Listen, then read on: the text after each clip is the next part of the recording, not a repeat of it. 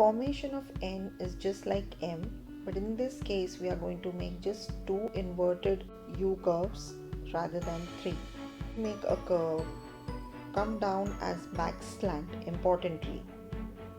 Go up on the same curve, come down again as back slant and pull a tail. Students, while making N, we are going to give a curve here.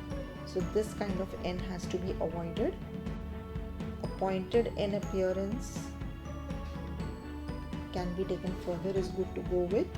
Avoid lowering the levels of N, like one on the height and the second one on the lower level. A straight N,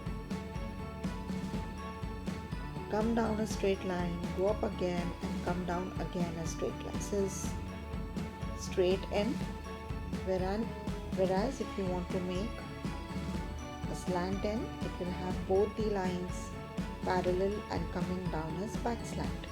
That's all for today. To watch the videos in series, kindly like and subscribe the channel. See you in the next video. Till then, happy writing!